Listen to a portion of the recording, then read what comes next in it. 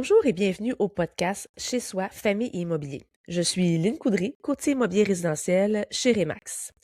Aujourd'hui, on parle d'un moment clé, parfois stressant, mais tellement important. Les étapes chez le notaire. Quand une offre d'achat est acceptée, plusieurs pensent que c'est réglé. Mais non, en réalité, c'est là qu'un énorme travail commence en coulisses. Qu'est-ce que le notaire vérifie exactement? Comment l'argent est-il protégé? Quelles sont les surprises les plus fréquentes? Et surtout, à quoi doit-on s'attendre le jour de la signature? Pour démystifier tout ça, je reçois aujourd'hui la notaire Taravat Farokian, qui va nous expliquer simplement et concrètement ce qui se passe entre l'acceptation de l'offre et la remise des clés. Que vous soyez acheteur, vendeur ou simplement curieux de mieux comprendre le processus immobilier, cet épisode va vous rassurer et vous outiller. Bienvenue chez vous, bienvenue à Chez soi, famille immobilier. Bonne écoute.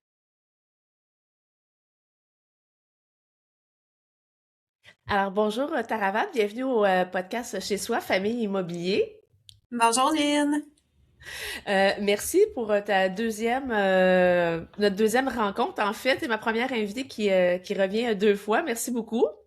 Eh bien, merci de l'invitation. Moi, je te connais, puis bon, on a déjà fait une rencontre ensemble, mais peut-être pour les gens là, qui n'auraient pas eu la chance d'écouter notre premier podcast, tu voulais te présenter un petit peu et nous dire qu'est-ce que tu fais. Oui, certainement. Donc, Taravat Tarakan, notaire. Donc, je suis notaire à mon compte. J'ai mon propre bureau à Laval. J'exerce en plusieurs domaines, dont un gros morceau qui est en droit immobilier. Donc, je fais beaucoup de transactions immobilières, des refinancements, du financement, les quittances. C'est un gros morceau de ma pratique. Super. Aujourd'hui, je voulais qu'on en profite ensemble pour aborder un côté que souvent, autant acheteurs et vendeurs me posent la question, ben, c'est quoi ton rôle dans la transaction et où mon rôle, moi, se termine et où toi commence, autant du côté acheteur et du côté vendeur. Donc, on va aborder ça ensemble. Tout le monde le sait, ben, le courtier immobilier, dans le fond, nous, notre rôle, je vais en parler un petit peu avant de céder la parole, mais nous, notre rôle, ben, c'est d'amener la transaction jusqu'à ce que les conditions soient terminées. Donc, au niveau du financement, de l'inspection, s'il y a de la lecture et de la consultation de documents. Donc, nous, notre rôle, c'est vraiment d'amener la transaction jusqu'au fameux vendu là, sur la pancarte en avant de la maison. Puis ensuite de ça, ben nous, le courtier du vendeur va demander au courtier de l'acheteur le nom du notaire. Et là, le courtier du vendeur va envoyer toute la documentation, le dossier, chez le notaire. Et là, toi, tu rentres en jeu dans la transaction. Dans le fond, tu rentres en scène, là, et tu reçois toute la documentation. Et là, j'aimerais ça, en fait, savoir, c'est quoi l'analyse des documents? Quand tu reçois tout ça, c'est quoi un peu le point de départ là, d'entrée chez toi? Absolument. Donc, premièrement, quand on reçoit l'ensemble de la documentation du courtier inscripteur, on va ouvrir le dossier, on va regarder c'est qui le vendeur, l'acheteur, la description de l'immeuble qui va être vendu. Donc, on va faire une analyse des titres à ce moment-là. Puis par la suite, ça va nous prendre également tout ce qui est le financement. Donc, habituellement, quand on reçoit le dossier, on a la lettre d'approbation, mais ça Mhm. prend quand même les instructions hypothécaires. Donc, souvent, les clients confondent les deux. Donc, oui, vous avez votre approbation hypothécaire, mais ça prend quand même les instructions qui proviennent directement de la banque pour pouvoir préparer l'acte d'hypothèque. Puis par la suite, donc, nous, on va analyser la promesse d'achat, tous les contrats préliminaires, les modifications des contre-propositions. On va également analyser le certificat de localisation.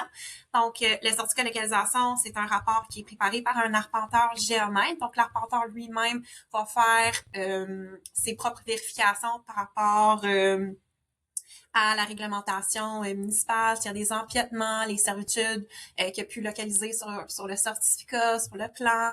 Il va faire l'analyse des titres, les mesures, les dimensions entre les titres, le cadastre et l'occupation. Et par la suite, nous, notre travail à titre de notaire, mais on représente vraiment toutes les parties. Donc, autant que la banque, que le vendeur, que l'acheteur.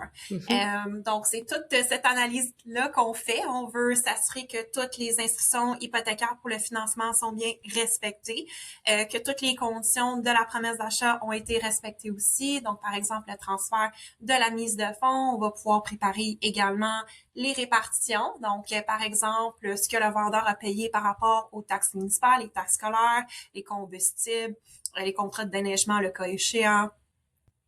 Et par la suite, on va préparer l'acte d'hypothèque, l'acte de vente. Et il y a 2 rencontres également chez le notaire. Donc, le premier étant la signature du financement et le deuxième, c'est pour la signature de l'acte de vente. Ça, on va y revenir là au niveau des 2 rendez-vous parce que des fois, les gens confondent les deux. Fait que ça va être un point à revenir. Mais pour terminer sur les documents, souvent, tu as parlé du certificat de localisation. Justement, mon dernier podcast était avec un arpenteur de la région. Puis, on parle des fois là, de l'assurance titre chez le notaire. Ça, est-ce que c'est le notaire qui choisit qui, dans le fond, suggère ou ça vient de la banque? C'est qui va dire, bon, ça en prendrait une dans le dossier? Pour l'assurance titre, il y a 2 couvertures. Il y a une couverture pour le prêteur et il y a une couverture pour le propriétaire. Donc, déjà là, il y a 2 couvertures différentes. Dépendamment c'est quoi les problèmes dans le certificat dans le certificat de localisation, à ce moment-là, on va juger si une assurance titre va être nécessaire ou non. Sinon aussi, si on est capable de corriger le problème, les options vont être offertes à l'acheteur, puis à ce moment-là, on va voir qu'est-ce qui va être le mieux. Pour l'assurance titre, effectivement, s'il y a une problématique pour le prêteur, oui, faut toujours en commander une tant que le prêteur finance. C'est-à-dire que si, par exemple, l'acheteur décide de refinancer à son renouvellement et de choisir un autre prêteur, l'assurance titre est plus valide, malheureusement. Mais la police propriétaire, ça va demeurer tant et aussi longtemps qu'il va être propriétaire de la propriété. OK. Puis, j'aimerais que tu reviennes sur un petit peu les répartitions. Des fois, là, les gens, ils comprennent pas trop, puis on leur dit, regardez, c'est pas de l'argent que vous avez nécessairement à débourser, c'est chez le notaire que ça va se passer. Donc, tu sais, les répartitions, quand tu parles de taxes scolaires, taxes municipales, s'il y a un loyer ou tout ça, est-ce que tu peux l'expliquer un petit peu comment c'est calculé? Oui, certainement. Donc, nous, pour les répartitions, on se réfère à la promesse d'achat. Donc, sur la promesse d'achat, les ententes ont été déjà prises entre l'acheteur et le vendeur. Est-ce qu'on va faire les ajustements en date de la transaction? Est-ce que c'est en date de l'occupation? Et nous, on se fie sur la promesse d'achat pour pouvoir calculer le tout. Donc, à ce moment-là, nous, on va vérifier à la ville pour avoir l'état de compte à jour, de voir c'est quoi les versements à prévoir aussi. Et même chose pour les taxes scolaires. Donc, nous, on va utiliser cette date-là. Puis, si c'est en date de la transaction, on va regarder ce que le vendeur a payé par rapport aux taxes municipales et c'est quoi sa quote-part. Donc, ce que lui, il doit en date de la transaction. Puis, c'est le même principe avec l'acheteur. Donc, là, on va voir est-ce que c'est l'acheteur qui doit rembourser une partie au vendeur ou c'est le contraire et c'est le vendeur qui doit remettre une partie à l'acheteur parce que c'est lui qui va être responsable pour les versements par la suite. Parce que ça dépend des municipalités. Tu sais, à Laval, à Montréal, c'est 2 versements, mais il y a d'autres municipalités, d'autres villes que ça peut être en 3, 4, 5, même 6 versements. Là, donc, ça dépend vraiment de la ville ou de la municipalité. Super, parce que souvent, c'est ça les questions, savoir c'est qui paye quoi, comment il reste dans l'année. Puis aussi, la distinction entre taxe scolaire et taxe municipale, c'est pas sur le même calendrier. Ah non, c'est ça. Donc, les taxes municipales, c'est sûr que c'est sur l'année civile, mais je sais pas pourquoi ils ont fait ça comme ça, mais la taxe scolaire, ça commence le 1er juillet. Et ça se termine le 30 juin de l'année suivante. Donc, la période d'imposition est différente. C'est sûr que des fois, quand on l'explique aux clients, il y a des problèmes de compréhension, mais on est là pour ça, tu sais, pour leur bien expliquer. OK, mais on calcule de cette façon-là, mais vous devez prévoir à faire les paiements suivants là, pour les taxes, parce qu'on veut pas manquer de paiement, sinon il va y avoir des intérêts sur le compte. Exact, mais c'est une bonne question. Je préfère un podcast sur démystifier des choses qu'on ne sait pas trop pourquoi, parce qu'effectivement, le 1er juillet, c'est même pas la rentrée scolaire ou non, vrai, je sais, j'ai aucune idée. Tantôt, tu parlais des titres. Souvent, ben, on dit, on va vérifier les titres sur la propriété. Peux-tu nous expliquer c'est quoi concrètement? Puis je sais aussi de nous expliquer de la façon que c'est indiqué dans l'acte de vente. Absolument. Donc, nous, dans le fond, dans la promesse d'achat, le vendeur doit un titre clair à l'acheteur. Donc, qu'est-ce que ça veut dire? Mais on doit vérifier c'est quoi les charges sur la propriété. On va vérifier aussi les servitudes. On doit s'assurer que le vendeur, ben, c'est vraiment lui le propriétaire de Mhm. l'immeuble, puis qui détient vraiment 100% du droit de propriété. Donc là, nous, on va vérifier son titre de propriété, puis là, on va remonter la chaîne. Donc, au registre foncier, on va aller consulter tous les actes antérieurs sur une période en question. On va vérifier également les servitudes. On va vérifier est-ce qu'il y a une hypothèque à rembourser. Si oui, ben à ce moment-là, il faut faire une demande d'état de compte au prêteur. On Mhm. doit s'assurer également qu'il y a assez d'argent pour payer le prêteur et toutes les autres toutes les autres dettes qui sont reliées à l'immeuble. Donc là, on doit remonter la chaîne de titre. Des fois, c'est, tu sais, il faut lire les actes de servitude, puis c'est écrit Mhm. à la main, là. Donc, faut vraiment Ouais. beaucoup zoom sur les actes là, pour pouvoir bien les lire. Mais ça fait partie de notre travail, donc à titre de juriste, à titre de notaire, parce qu'on veut s'assurer que c'est bien le vendeur, c'est bien le propriétaire qui vend l'immeuble à l'acheteur. Super, oui, effectivement, parce que dans les actes de vente, vous dites le vendeur qui l'a acheté de la dernière personne. C'est vous, dans le fond, vous remontez de un, c'est ça, hein? Oui, dans l'acte de vente, oui, on va mentionner le dernier titre de propriété, donc comment lui, le vendeur, est propriétaire de l'immeuble, mais on va vraiment au-delà de ça. Donc, nous, on doit quand même remonter à une certaine période. Les servitudes, c'est jusqu'au cadastre également, parce que des fois, on peut avoir des petites surprises, des Mhm. anciennes servitudes que personne savait l'existence. On doit également vérifier les hypothèques aussi sur une période de 30 ans. Donc, est-ce que l'hypothèque du vendeur, est-ce qu'elle est bien radiée? Donc, c'est tout, ça fait partie de notre travail pour s'assurer que le vendeur a un titre valable sur la propriété. Fait qu'il y a beaucoup de recherche qui est fait en amont pour arriver à la journée, le jour J de la signature de l'acte de vente, là. Exactement. Tu sais, des fois, on a des immeubles où est-ce qu'il y a peut-être, tu sais, on a 2, 3 actes à consulter, mais des fois, il y en a une dizaine. Là. Donc Mm. là, on doit analyser, OK, A a vendu à B, B a vendu à C, est-ce qu'il a vendu tout le lot, est-ce que c'était des parties de lot, est-ce que... Puis là, des fois, on a des désignations, là, donc là, faut regarder le plan pour s'assurer qu'il vend bien l'immeuble, tout l'immeuble au complet. Donc ça, c'est comme un autre... partie de notre travail également. Super. J'ai dit tantôt qu'on était pour revenir sur la différence entre l'acte hypothécaire puis l'acte de vente. J'aimerais que tu nous expliques puis te parler aussi d'instruction bancaire qui vient un petit peu avec l'acte hypothécaire, en fait. J'aimerais ça que tu nous expliques la différence entre les deux et pourquoi qu'il y a un délai aussi entre les deux. Oui, mais anciennement, avant que je pratique, le notaire faisait signer l'acte d'hypothèque puis l'acte de vente en même temps. Donc souvent, les clients nous disent, ben, moi quand j'ai acheté, il fallait juste aller Oui, c'est une fois vrai. chez le notaire.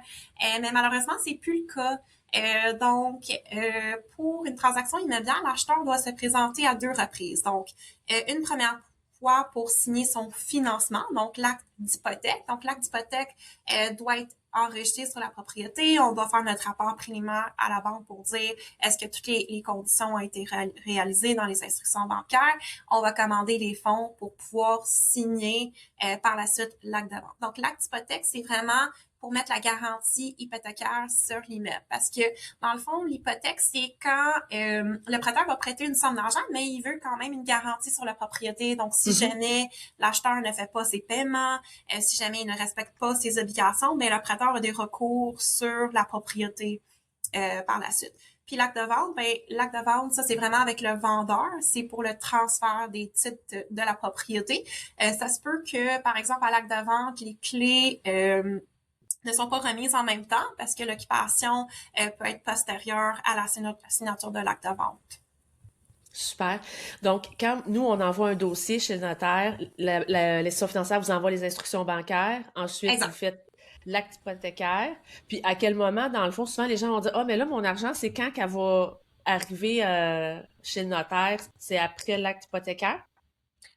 Oui, donc une fois que OK. le client va signer l'acte d'hypothèque, nous, on va pouvoir faire notre rapport préliminaire pour mentionner à l'institution financière que tout est beau au niveau des Mhm. conditions. Puis là, on va commander les fonds pour pouvoir recevoir à temps. Donc, on a le financement qui provient de la banque, mais on a également la mise de fonds.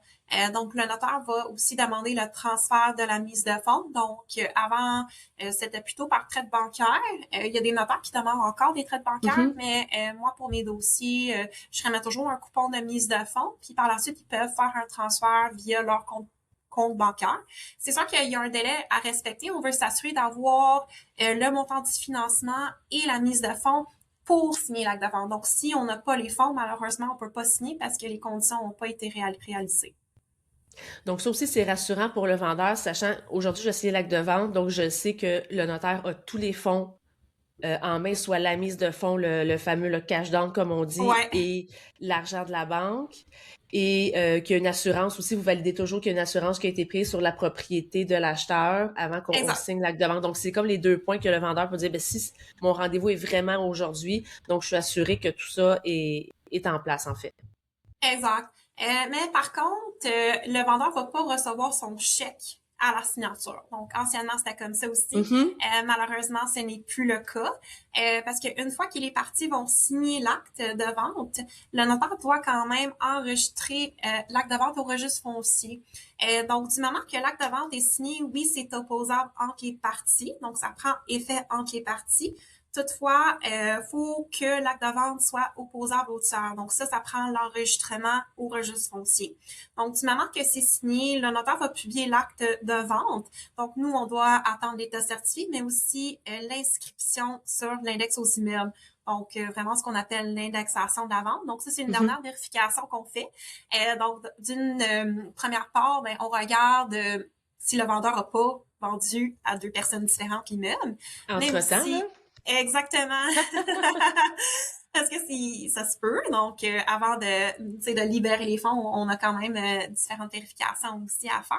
Puis par la suite, c'est pour s'assurer qu'il n'y a pas de charge. Donc, par exemple, une autre hypothèque qui a été publiée entre-temps, Mhm. un préavis d'exercice, une hypothèque légale. Donc, on veut s'assurer que le titre est encore clair. Puis à ce moment-là, on va pouvoir libérer les sommes aux vendeurs. Je me dis toujours, s'il y a des précautions qui ont été mises en place, c'est parce que des cas comme ça sont arrivés Exact. dans la vraie vie, malheureusement. Donc, c'est sûr Oui. que on fait pas, ça serait pas en place, on n'aurait pas inventé ça, c'est pas une problématique au départ. Exact. Ben, justement, ben, tu parles un petit peu de qu'est-ce qui se passe après le rendez-vous, lors du rendez-vous. Qu'est-ce que Ouais. l'acheteur doit apporter? Qu'est-ce que le vendeur doit apporter? Comment se préparer comme il faut pour la journée de l'acte de vente là, avec les deux parties? Oui, donc l'acheteur, étant donné qu'on l'a déjà rencontré pour la signature de l'hypothèque, donc tu sais, il a déjà soumis ses deux pièces d'identité, la police d'assurance, donc ça c'est très très important que l'immeuble soit assuré à la signature de l'acte de vente, donc ça fait partie des conditions pour le financement. Le vendeur, lui, il doit apporter deux pièces d'identité valides, dont une pièce avec photo.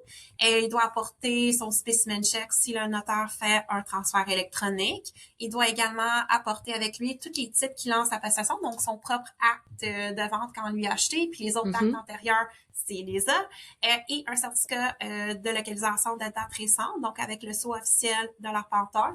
C'est sûr que maintenant, je vous dirais que la plupart des certificats de localisation sont rendus numériques, là, donc avec le sceau, donc c'est plutôt digital, là.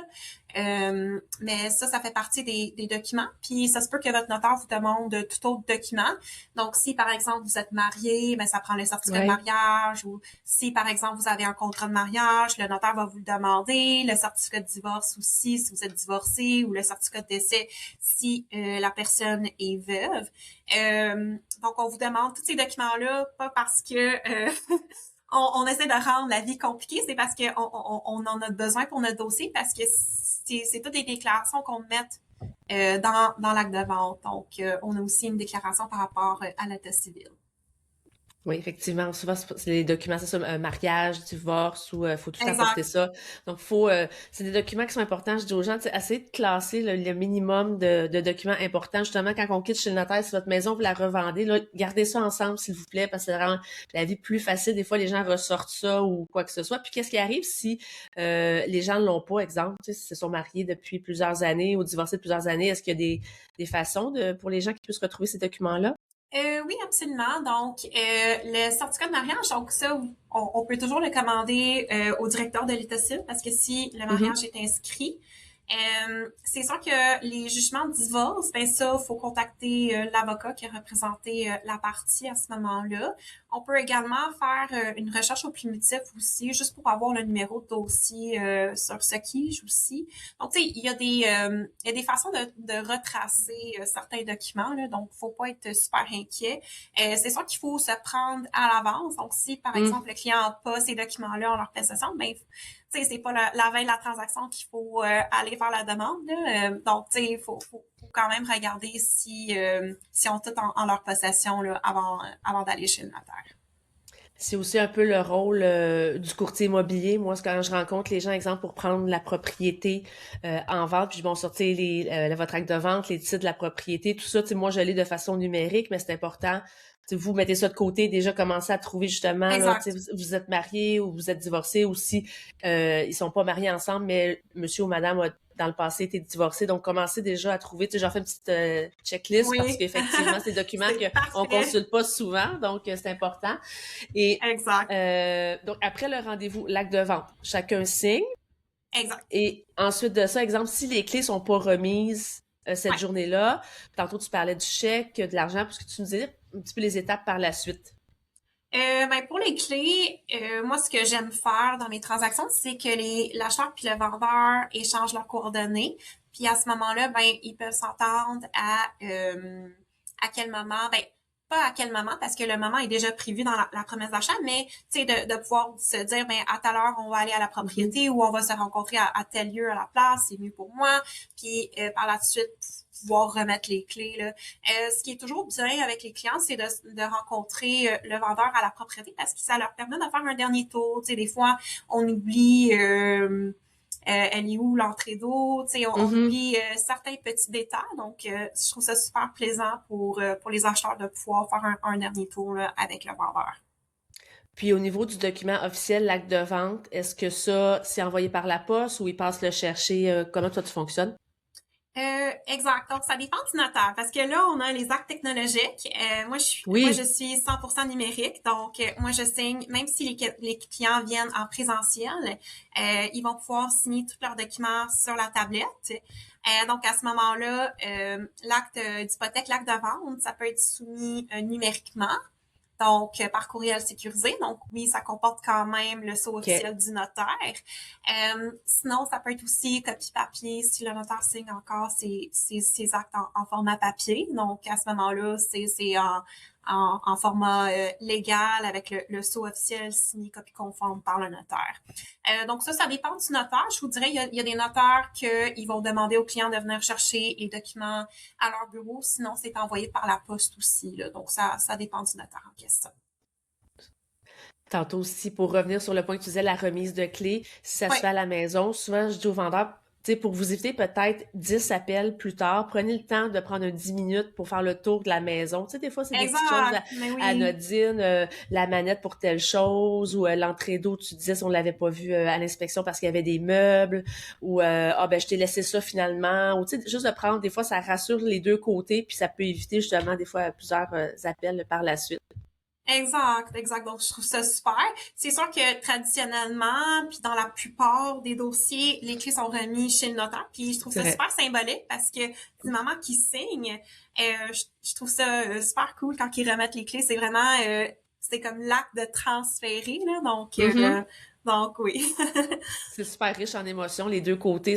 On laisse Ah notre oui, ben maison oui. pour toutes sortes de raisons. Puis le nouveau chapitre qui commence pour les acheteurs. Justement, dans ta pratique, t'en as-tu des moments marquants, si tu veux peut-être en partager un ou deux avec nous? Oui, c'est sûr. Donc, j'ai des clients qui sont un petit peu plus émotionnels, donc Mm. c'est pas rare que je vois des larmes. Des fois, c'est des larmes de joie, des fois, c'est des larmes de tristesse parce que, par exemple, les enfants ont grandi dans la maison, puis là, ils Mm. sont plus là, c'est le temps de vendre la propriété. Euh, donc, mais à titre de notaire, nous, on est très préventif. On veut que tout se déroule bien à la transaction, que Ouais. tout soit bien réglé. Là. Donc, pour ma part, mes transactions se passent comme super bien. J'ai pas de problématique, là, mais c'est ça, je vois souvent des émotions, là, puis ça me touche aussi. Oui, il y a souvent une boîte de Kleenex pas loin chez les notaires, Exact. dans la salle de conférence parce qu'effectivement, c'est un moment super riche en émotions. Puis, pour rassurer les gens, effectivement, comme tu dis, quand on arrive à la transaction, là, c'est parce que toutes les vérifications ont été faites. Tu sais, on est rendu là. Donc, sinon, le rendez-vous aurait pas lieu, là, s'il y a quelque chose qui accroche, avant, Exact. mettons. Exact, c'est sûr, mais ça fait partie de notre rôle. Puis aussi, des courtiers immobiliers, tu sais, ils veulent accompagner leurs clients jusqu'à la fin Mhm. aussi. Donc, tu sais, nous, les notaires, on travaille avec plusieurs intervenants, là. Donc, tu sais, du moment qu'on se rend chez le notaire, c'est parce que tout est beau dans la transaction, là. Exact. Merci beaucoup de ton temps, Taravat, encore une fois, notaire, pour avoir démystifié tout ce qui était là, côté acheteur, côté vendeur, le rendez-vous chez le notaire, comment ça se passe avant, après. Merci beaucoup de ton temps, c'est toujours très apprécié, puis t'expliques très clairement là, pour les gens qui nous écoutent. Super. Bien, merci encore, Lynn. Ça me fait plaisir, puis peut-être une troisième fois, on sait jamais. Parfait. À une Au plaisir. troisième. Bye bye. Merci. Bye. Ba-ba-da-da-bum, bum, bum, bum.